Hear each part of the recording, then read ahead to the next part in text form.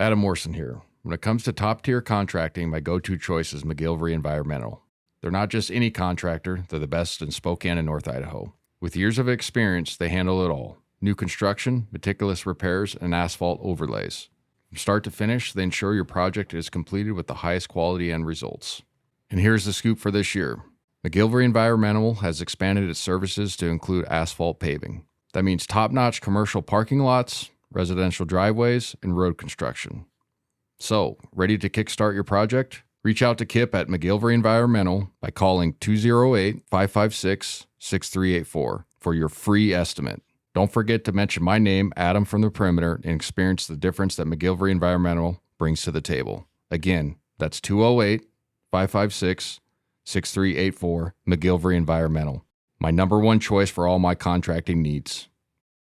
The Perimeter would like to thank our sponsor, HDG Architecture. HDG is a Spokane-based architectural firm whose aesthetic can be described as an understatement of badassery, an idea that sets the standard for their approach to every client and every project decision. The world is full of poorly designed spaces, and HDG wants to change that. Check out some of their award-winning work at studiohdg.com.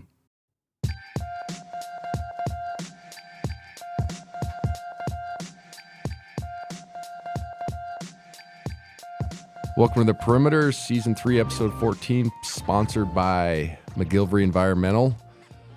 It's been a good road trip. We're going to talk about 2 wins on the road between Pepperdine and San Diego, kind of a weird schedule. We just played them 2 weeks ago, before that, or 10 days or something like that.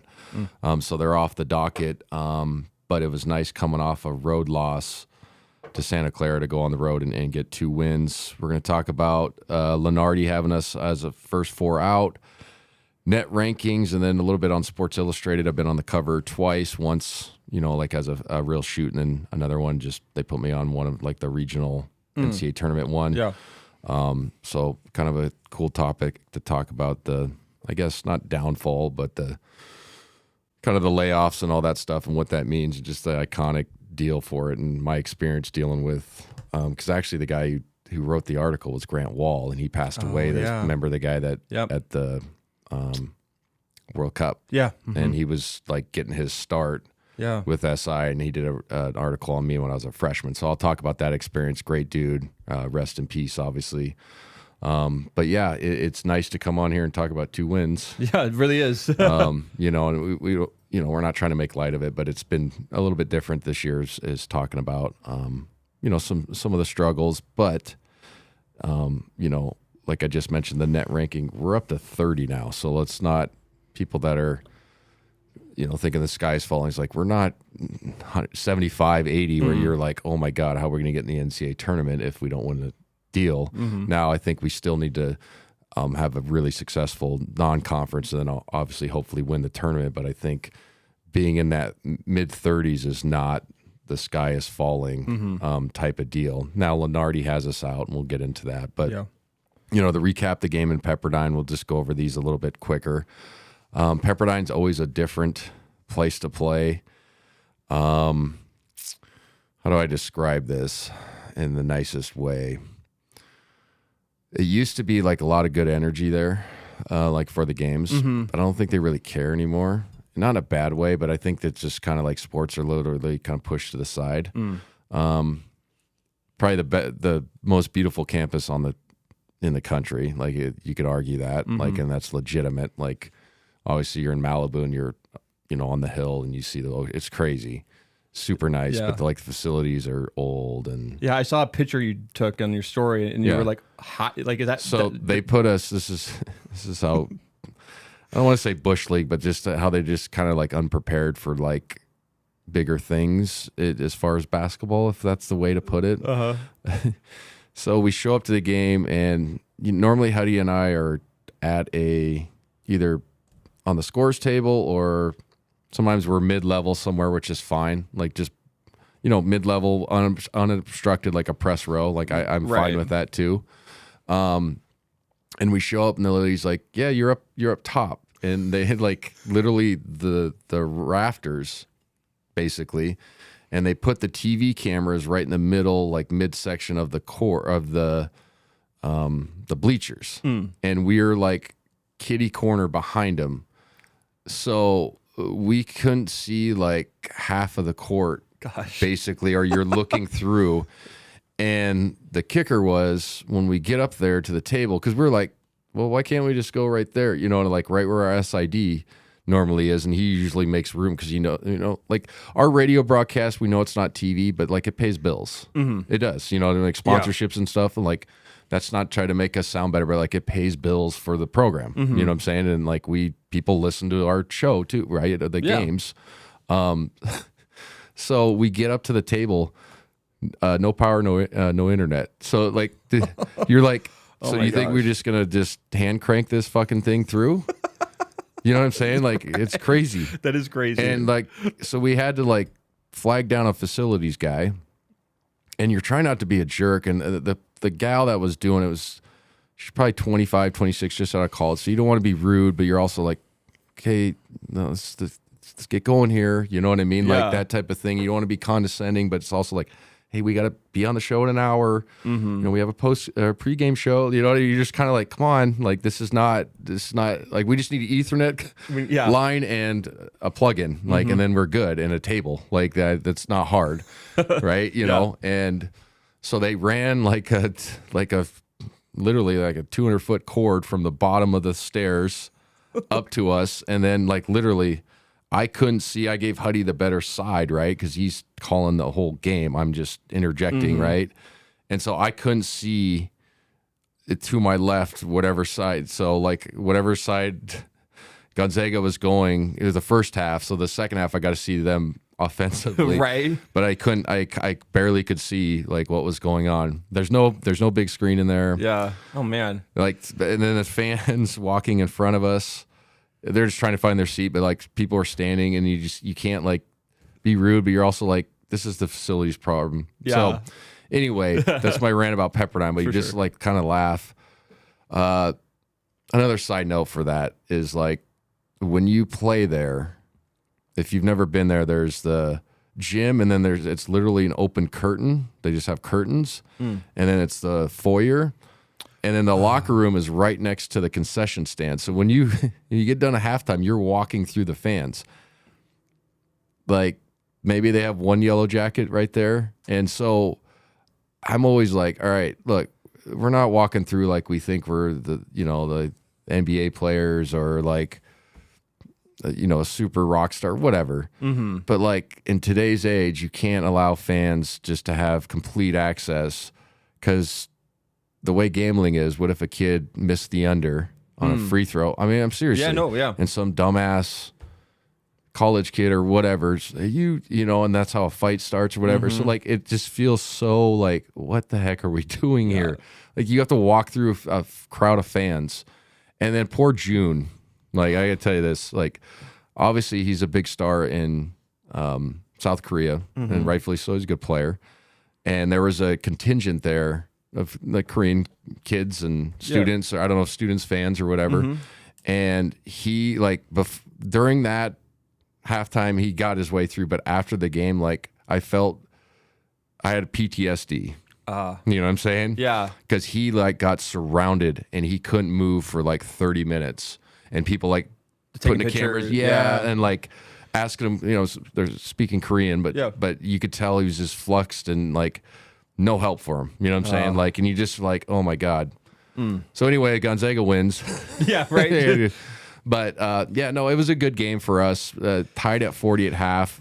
I said that, I think on last episode when I was previewing the game, and I always say it on our broadcast, like we always played not well there for like a half, a 1.5 type of game, and then we blow them out. That was this last time. I mean, the first half, it was 40-40.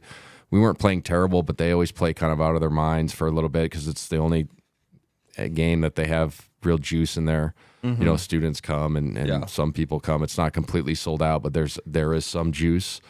But I thought, you know, Anton was fantastic, 16 points, 8 rebounds. Graham was fantastic, 11-17, 24 points, 7 rebounds. Nolan was great, 7-16, 19 points, made 3 threes. You know, then Ryan was great. he only had 5, but he made his only 3. Played 37 minutes, 2 for 3, but he had 8 assists, 0 turnovers. We had 19 assists to 7 turnovers, and then plus 16 on the glass. And then, one of the big numbers is 8 of 20 from 3, 40%.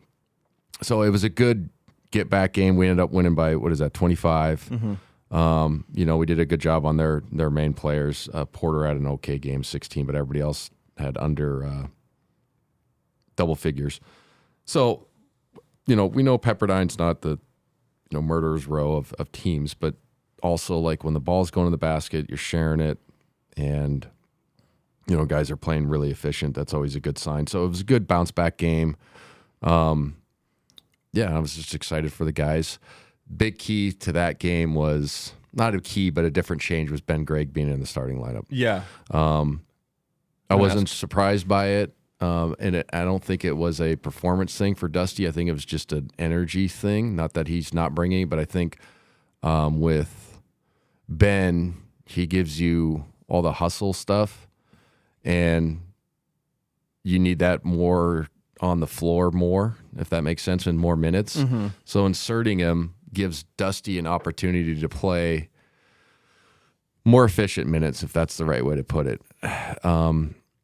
Because I think at some point in this first half of the season, he kind of looks exhausted a few times, playing heavy minutes. And I've talked about this before, like, you're playing in high school, and this is not to sound narcissistic, but you're better than most of the kids you're playing against. You're a better athlete. Right. You're obviously a better basketball player.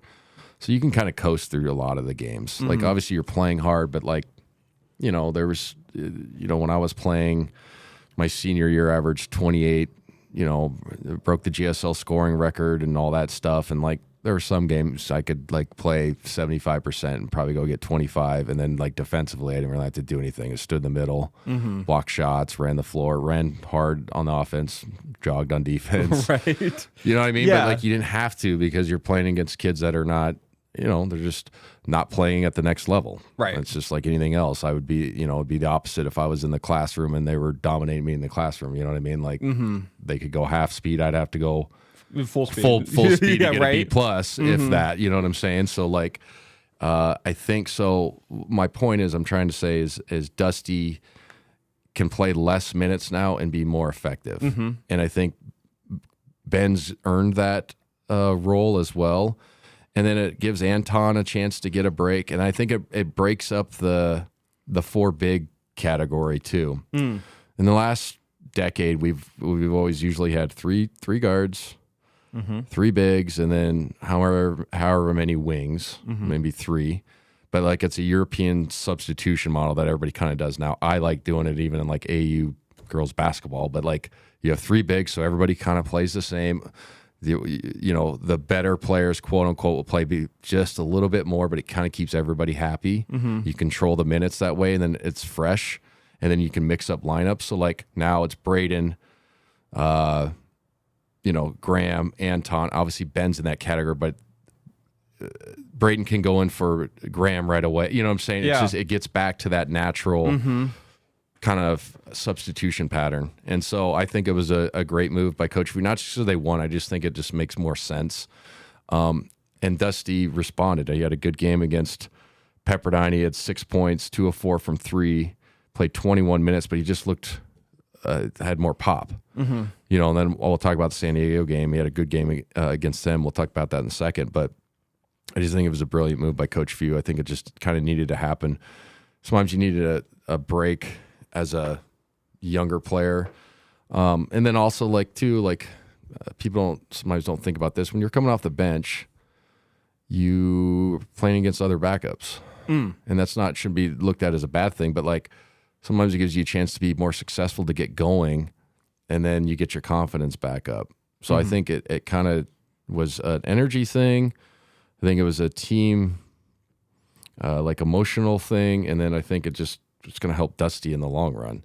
And from what I heard, that he handled it, quote unquote, like a professional. So hats off to him, because that's not easy to do. Yeah. When you're starting and then somebody's like, hey, we're winning, but you need to sit. And like, that's hard to take, especially as a young player and a kid that has a lot of, following and all that stuff. So I'm proud of him in that regard to, take it like a man, if that's the right term these days. You know what I'm saying? But Yeah, no, I just think take it like a professional, like an adult. Yeah, like an adult. I think I was gonna ask what. I mean, obviously the Santa Clara loss probably helped make this transition, but yeah, it did. He didn't play very good, and he got his ass kicked on the glass. And it happens. Sorry to cut you off, but like my sophomore year, I was averaging. I think I averaged 19 that year. Okay.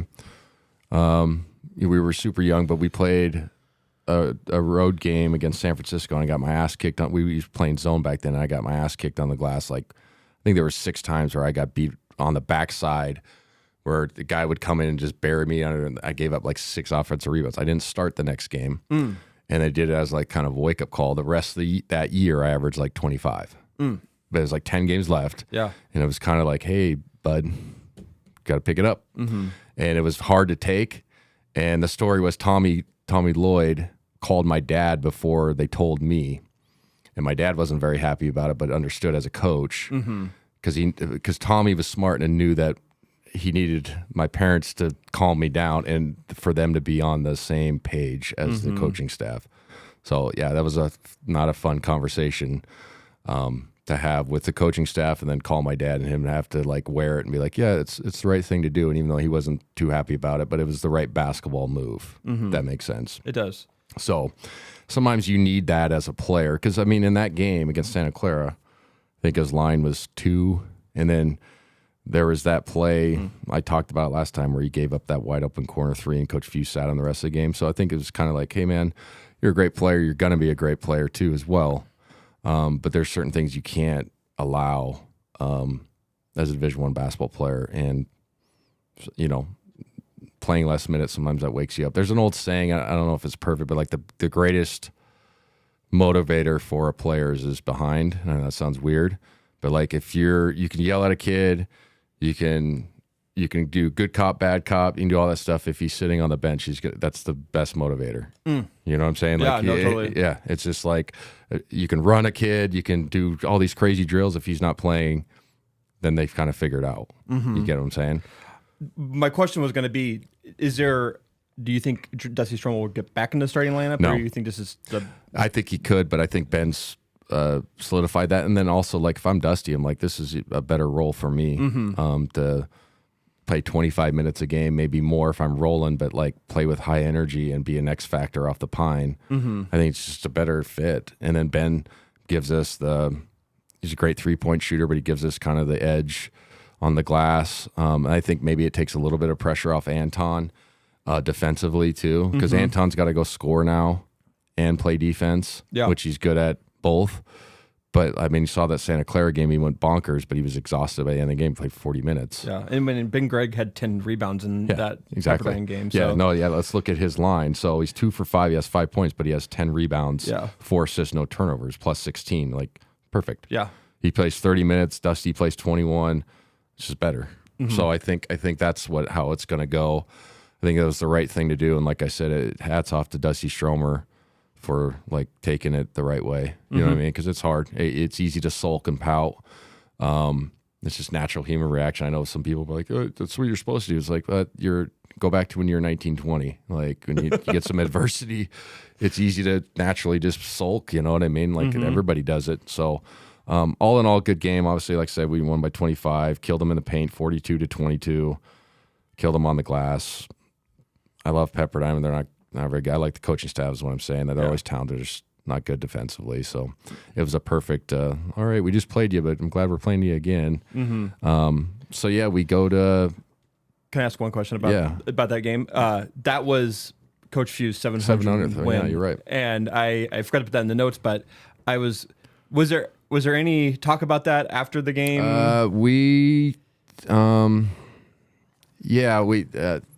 Him and Huddy and I, we just had a beer at Ches J. That one, somehow it's a famous bar from Billy Bob Thornton's show called Goliath, I think. Okay.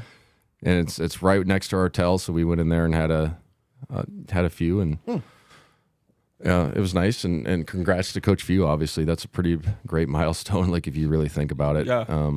So we chatted about that a little bit, but it wasn't like when he walked in the room, we popped confetti and Right. No, I figured had 700 with the balloons that everybody does now, like for their birthday and shit. I did the math, and to get to the 900 mark, which is like that I think it's just like that mark that best coaches ever have gotten to that level.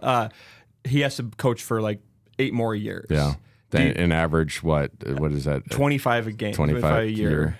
And so it's basically 25 a year for 8 years. Mm-hmm. And I was like, I think it's possible. I mean, I don't know if he wants to do it. I don't think that drives Coach Few, right? I don't think it does. I mean, milestones and stuff are great, and anybody that says they don't like those is kind of lying. But also, it shouldn't be your motivating factor, and I don't think it is for him.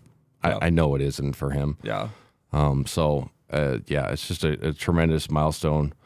I think his first win was Montana, right? At Montana or something like that. That's what he said. And excuse me, it was pretty cool. So we had a few, and then we did take the train, like I mentioned. Yeah, how was that? The Perimeter will be right back after a word from our sponsor. Our family is all over the place sometimes, but ICCU helps us keep up with them. We use card control to turn on Olive's debit card when she needs to pay for activities. And turn it off when she's shopping online. We make sure Forrest is depositing his lawn mowing checks into his college fund. And we definitely make sure to ask Grandma Ivy where all those Zelle transfers come from. Phew, was a lot of keeping up. You ready for a break? And then we did take the train, like I mentioned. Yeah, how was that? It's actually really cool, and it was a smoother process. I have this jaded idea of Amtrak, just naturally. I think a lot of Americans do, and the Union Station or whatever in LA is really beautiful, old school. The arching. It's just cool looking. Yeah. They were filming a movie there. Obviously, I didn't know, so like one half of it's people are doing scenes, and all that stuff, and so it's kind of weird. And then, you just hop on the one and.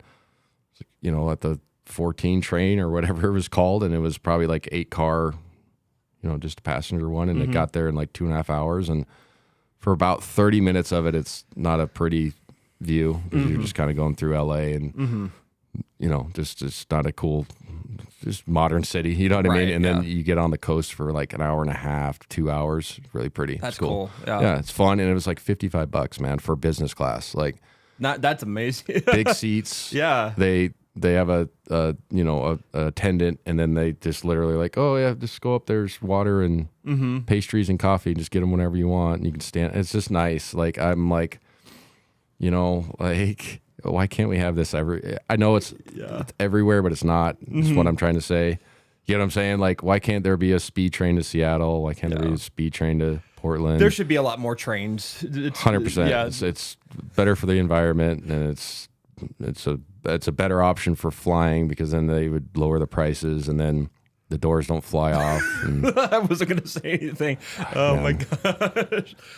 I've flown Alaska too. That's what we normally fly. I mean, we fly 737 planes everywhere we go. I'm just like, this is crazy. And it's just like, this is where didn't Boeing have the deal 10 years ago? They got bailed out or something. Yeah. This is when I'm like, I'm sorry, man. I know it's a massive industry and it would cause a huge ripple effect, but you got to die sometimes when you're this incompetent. Yeah. You know what I'm saying? Yeah, for sure. I mean, this is where the hardcore capitalists, sometimes you got to die. Yeah.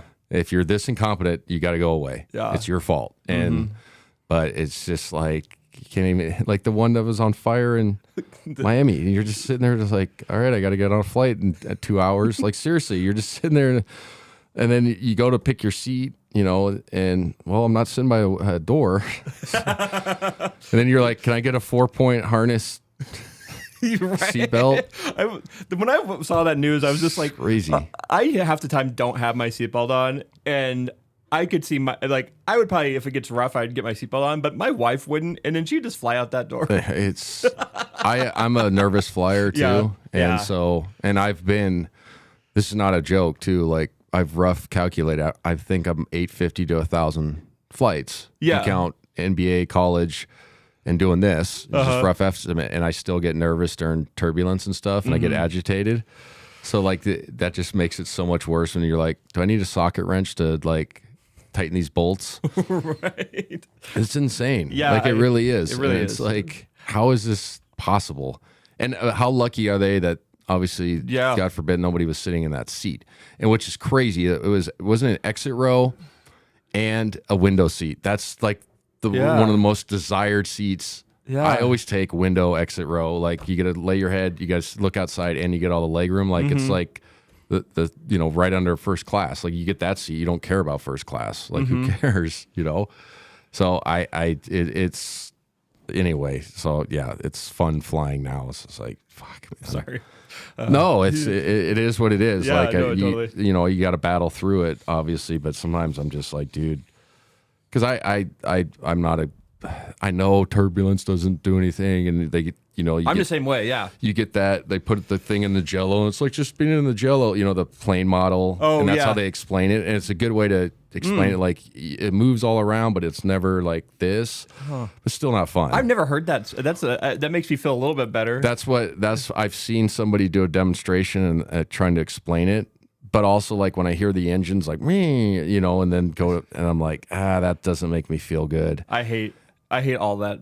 Like shape. Like I go to Hawaii like every so often, and flying over the ocean is just like it gives me so much anxiety. Yeah.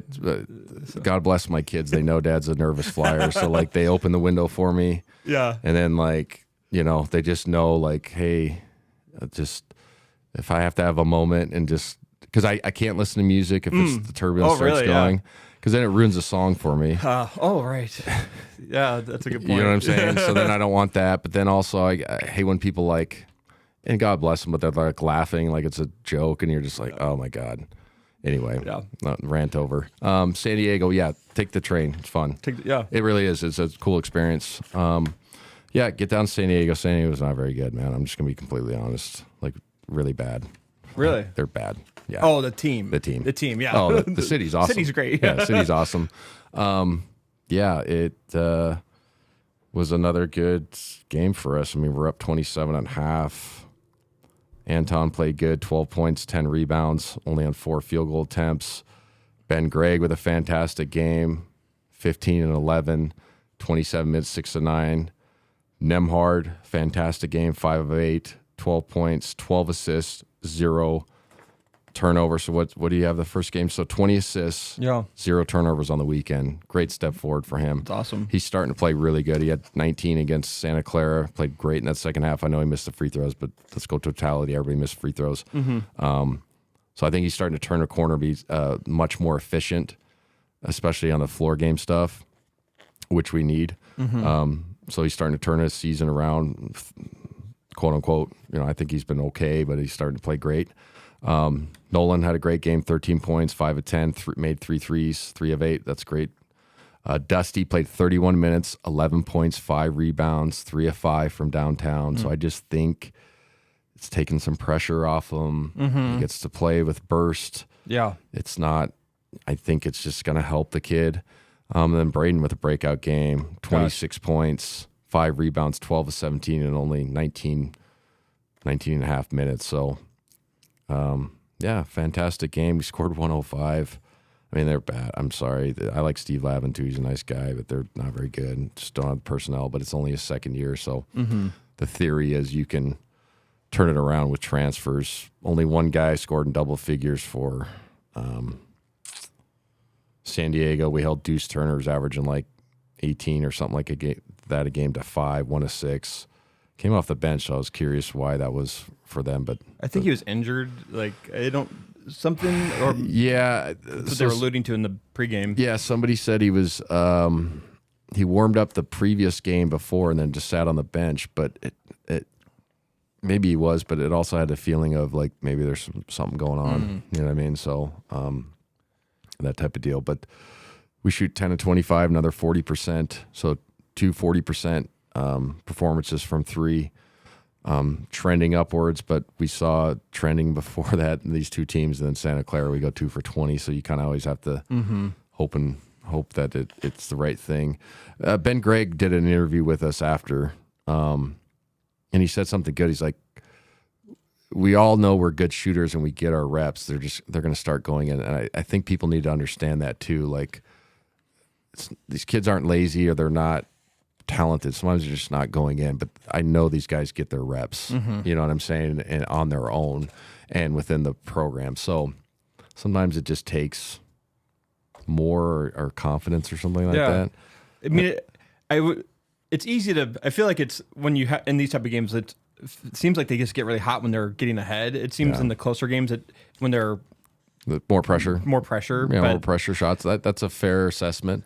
And there's been games where that's been the case. So we'll see. You know, we got San Francisco coming up, who's fantastic right now, playing good. Obviously, they just lost to St. Mary's. St. Mary's just turned their season around, but we knew they were going to be tough in conference at least. So,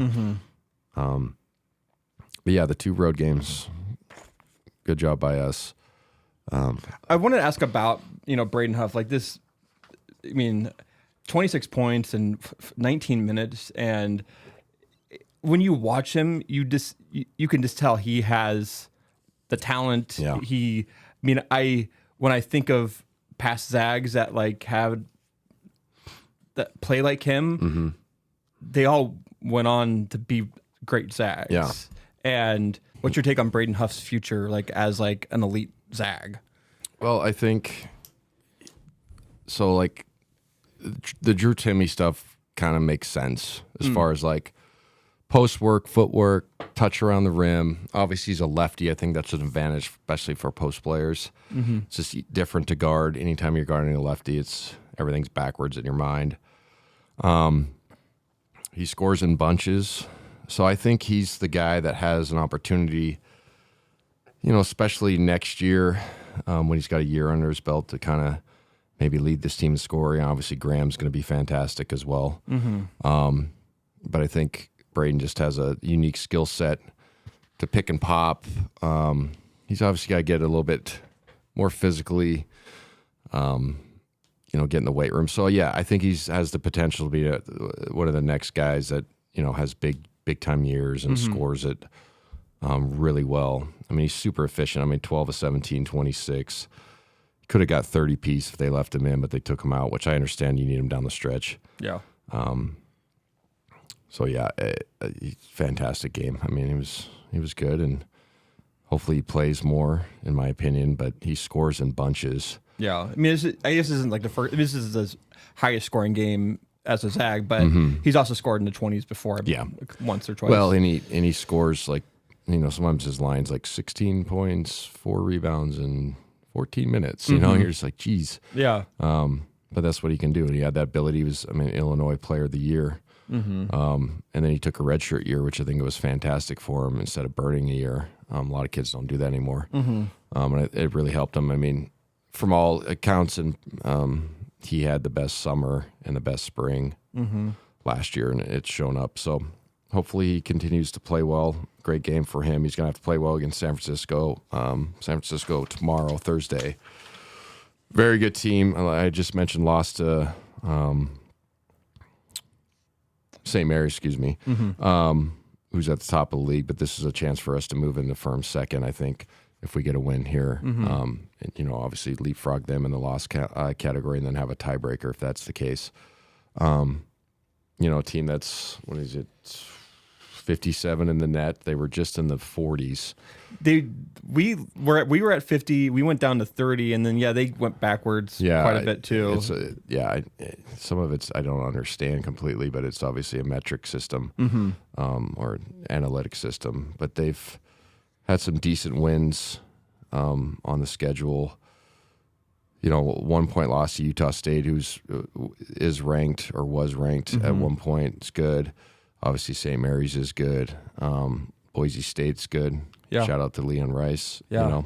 Lost by 5 to them, but they're just always a different style for us, or a similar style. But they usually have really good big bodies and then really good guard play, and they play fast like us. So it's always usually a fun game. They haven't been successful up here in a long time, but we've had some nail biters in the last 3-4 years down there with Golden, and then Kyle Smith, who's now at Washington State head coach, and then the new guy, and then also interesting note for the old Zag fans, like Kyle Bankhead's assistant there and has been for a couple of years, and he's always had the scout against us, so he kind of knows how we tick.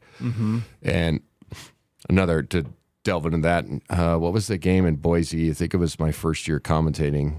Remember, it was Norvell. We played Greensboro or whatever, UNC Greensboro or whatever.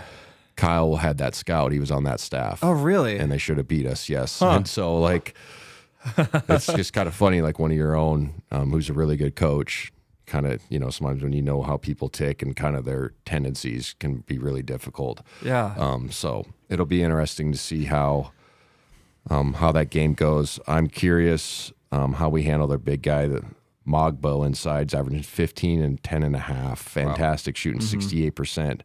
Hasn't taken a 3 yet, so obviously he's inside has 20 blocks on the season as well. So they got good guard play. They usually have good transfers. I'm really excited for this game. It's a big home opportunity for us, but we have to play similar to what we have. It's just, you know, taking care of the basketball, getting it inside, you know, playing good hoops. So it's going to be a fun one. It would be nice to be back in the kennel with students. Yeah, no, that's a really good point. We haven't had it for, it feels like a month and a half. Yeah, it's been a while. It's been too long, and the energy obviously dips a little bit, and that's no offense to the people that go, because you can't match a 21-year-old's energy and stuff, like zeal for life. You're like, oh, that's what it, remember those days? Yay. You know, but, so yeah, it'll be a good matchup. You know, we'll talk about it in the next week episode. Hopefully we get 2 wins. We play Pacific on Saturday at Pacific. Pacific's like in the 300s in the net. I'm not even going to talk about the game. We should win that game handily. Hopefully, obviously it's a road game. You never take anybody lightly, but it's a game we should win. So yeah, looking forward to it. We mentioned at the start of the show, Lenardi still has us on the bubble as a first 4 out. So I find that interesting. I don't think it's going to change much week to week. Well, maybe so, but we just played 2 teams that weren't very good, so I don't see why we would move. He's been historically really accurate, and the other guy, whoever does it for Fox, is good too. I don't know the name, but sometimes they compare them, and they're like really spot on. So it's something to keep track for. It's not the end of the world, but it's also like like I said, usually when there's first 4 out, first 4 in, like they're pretty on target on where you need to be. So we need to keep stacking up these wins, obviously in the conference, and then hopefully win the conference in the regular season, or at least get the first 2 seeds, and you'll be fine. And then you play, you know, you have that bye in the West Coast Conference tournament. So yeah, we haven't been that. Usually it's what seed are we going to get? 1, 2, or 3? And you know, that's not a knock on these guys. It's a new team, and they've been playing better basketball, and we've had teams in the past been in this spot and figured it out and went on really good runs, and you know what I mean. So like some of it is, I think people need to. The fandom's great, but sometimes it's like, hey man, just because we're not like number 1 seed every year doesn't mean we're not good, and it's not good hoops. You know what I mean? We've climbed up in the top 10 offensively in almost every category. It's like we're still playing good hoops. It's just had some games where we didn't make shots. Because personnel-wise, I think we're right there. So, I think it's just letting this season continue to play out. Like it. I mean, I think everybody wants to have that assurance, like we're going to be in the tournament, because that's just how Zag fans are. They expect it now. 25 straight years. Yeah, and. But yeah, it's just you still got to play the games, and you still got to.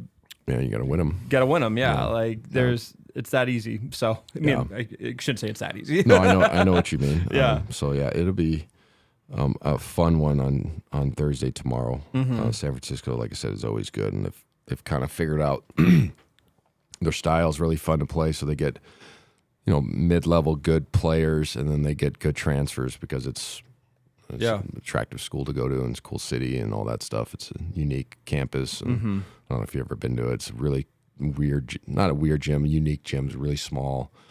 They've done a good job. They've renovated in the last 5 years. It's a lot nicer than when I was playing, but I mean, it's literally like 2,500 maybe. Oh, San Francisco gym. Yeah. No, it looks like whenever tiny. There's like, that's funny because like some of these smaller gyms like Pacific, Pepperdine, like I feel like especially Pepperdine, like they have a probably humongous booster. Like they should be building a new. You said they're building a new gym. They're right? building a new gym at Pepperdine. They're breaking ground. It's supposed to be a student center with a gym, but they added that to it. It's supposed to be done in 5 years. It's hard to get things done though. There's always a caveat with Pepperdine, and this is why I think I'm pretty sure I'm right, but why it's hard to do stuff. If I like the example I got was. We used to have a guy on staff that's now on Tommy's staff, Ricky Foyce. He was with us. He was Tommy's guy, and obviously moved with him, but he coached in the NBA for a while. Then when Tommy got the head job, so anyway, he was a grad assistant at Pepperdine, Italian cat, right? And he's funny. We call him Pretty Ricky. Anyway, good dude. Yeah. And we used to be like, dude, how come they never invest? And he's like, it took the university, I think it was 4 or 5 years to get soccer lights approved, new soccer lights for a soccer stadium. And you're like, why? And he's like, well, if you have a $30 million mansion, do you want that blocking your view or light pollution? Mm-hmm. And you're like, you know what I'm saying? Mm-hmm. So like some of it makes sense. And Pepperdine's right on the beach.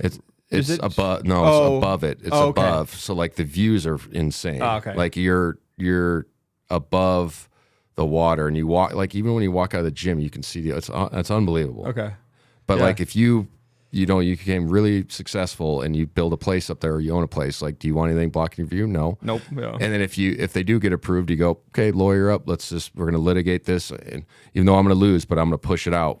Yeah. 5 years. You know what I'm saying? And the people in that community have that power. Yeah. So when I heard that, I go, okay, maybe I need to like understand. And then also like if you're Pepperdine, you're making 90 a kid. Yeah. Do you really care? Right. Yeah. You know what I'm saying? That's like, true. Yeah. And it's it's a prestigious university. It's not just like, just because it's cool. Like it's like hard to get into. Academics are they're strict on like alcohol and all this. Like it's a prestigious university. You graduate from Pepperdine, you've done pretty well. Right.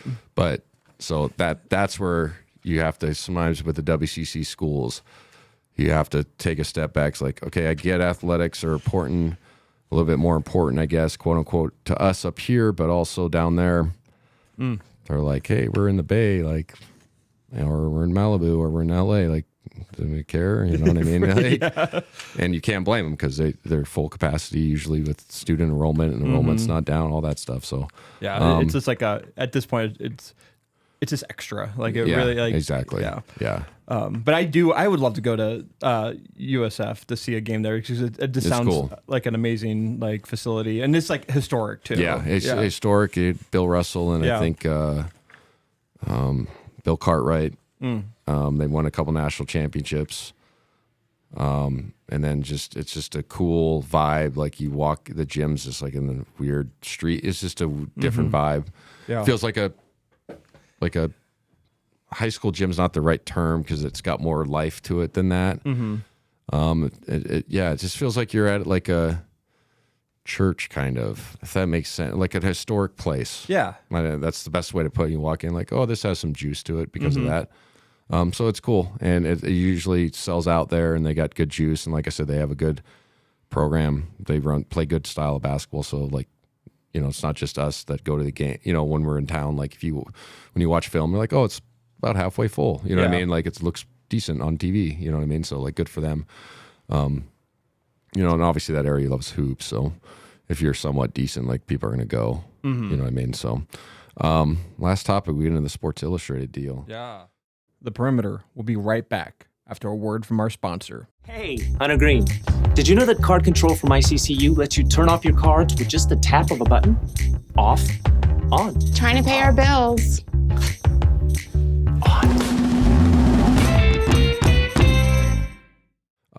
Last topic, we get into the Sports Illustrated deal. Yeah.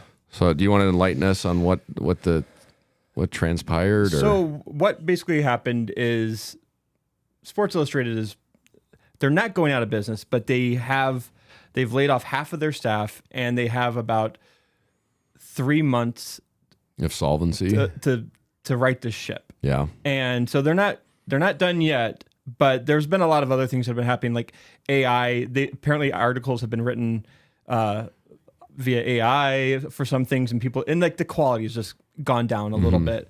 And I shouldn't say a little bit, probably a lot.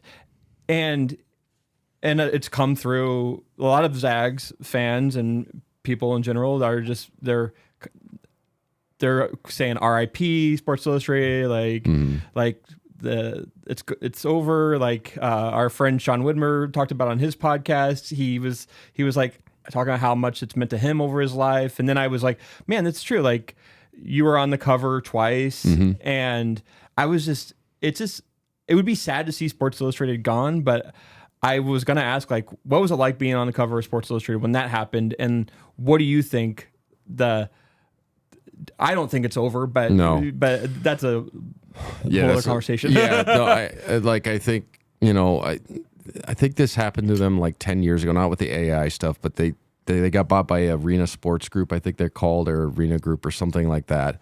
So like they've been in trouble before and been rescued. I think it's obviously it's an iconic name and brand or whatever.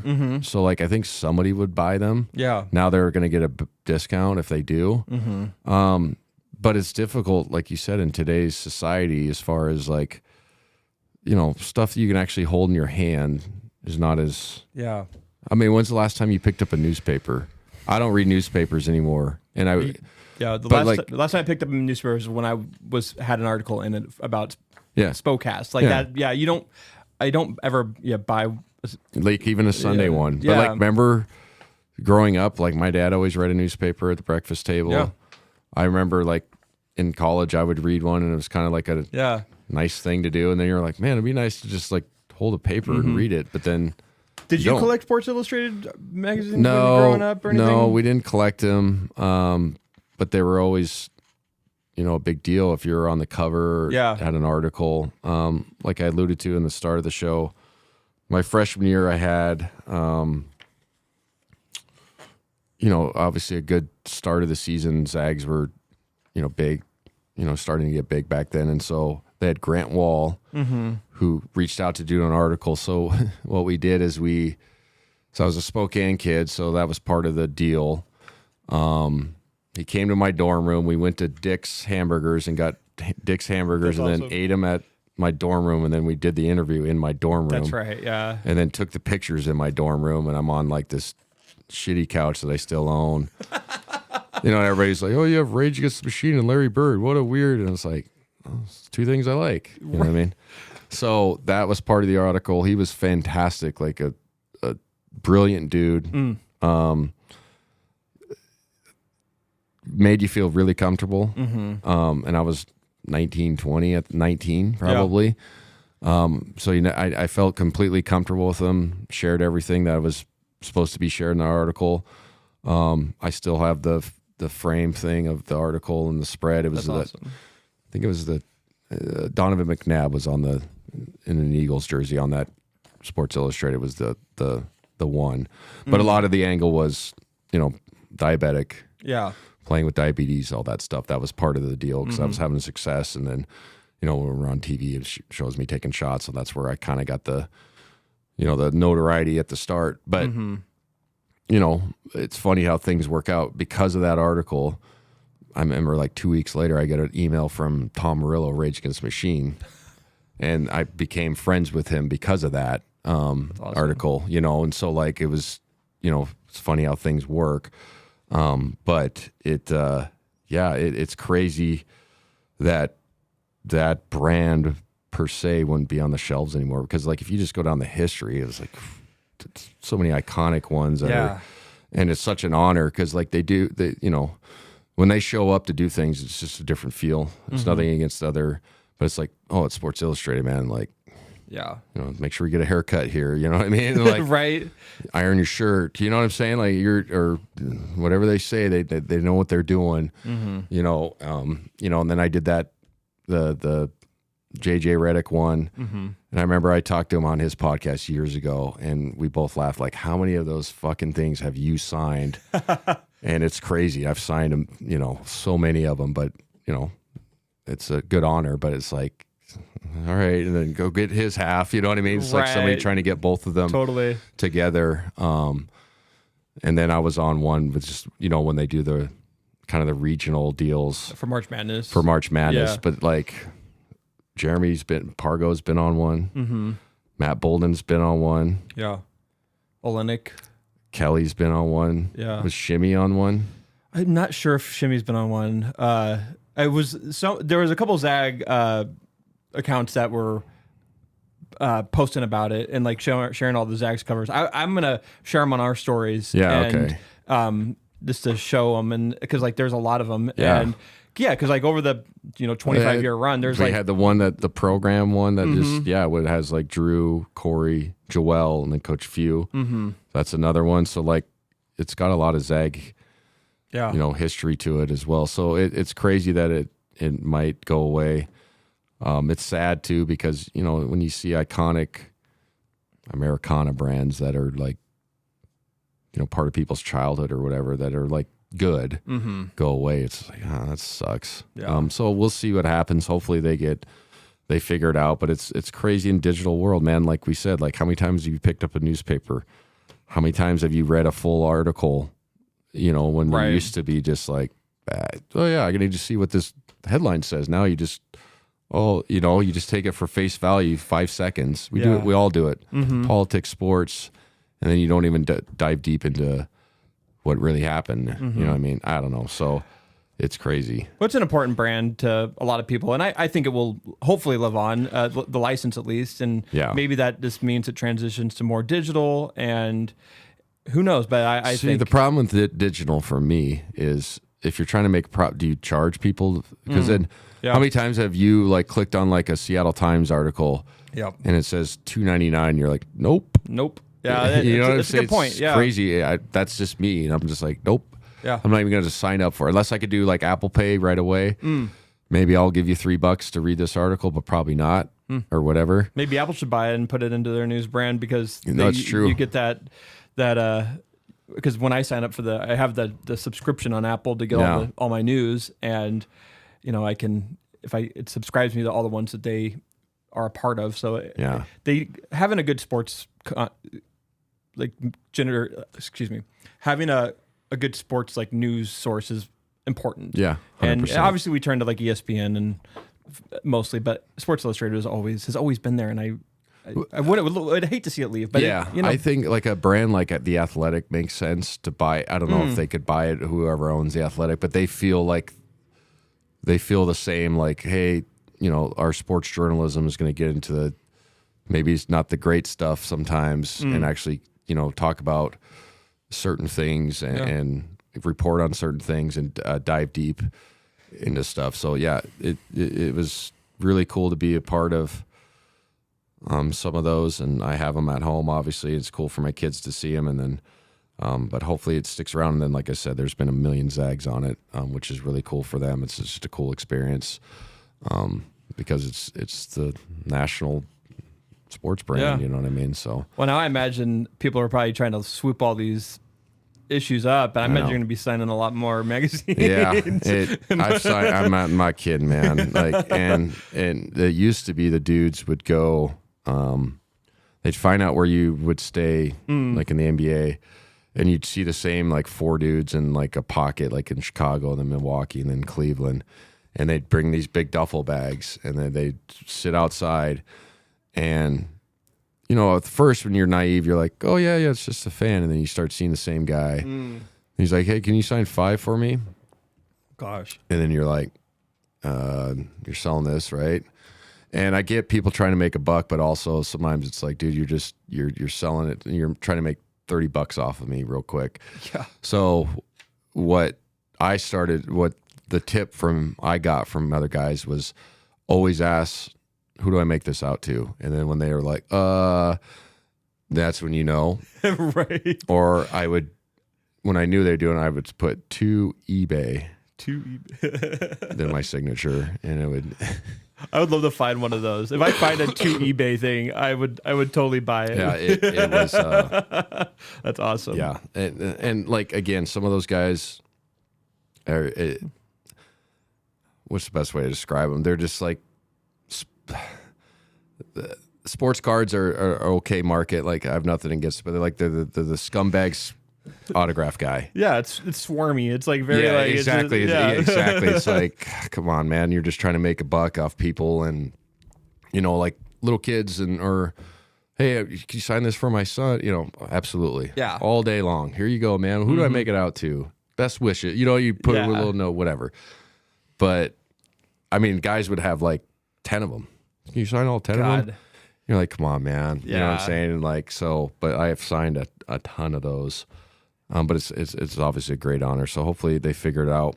Like we were talking off the deal is like, if you're like the Saudi hedge fund or whatever that's trying to get into sports, why wouldn't you just buy it for like $50 million and just then figure out how to use it, but use it for its name recognition and right or whatever. Somebody like that's just like, hey, I got 25 million laying around. You know what I mean? Which is crazy, but like I would if I was in that position, like and just be like, all right, we're gonna revamp this, but like we're gonna use it knowing that we might not get our money back, but people are still attracted to Sports Illustrated, right? That's what I would do. Yeah, but it'd be fun to see someone like our friends at Barstool buy it and just like revamp it. They could. They probably could. Yeah. But that'd be an interesting relationship.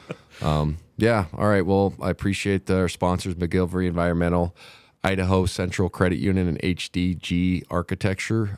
Thanks for coming on. See you next week.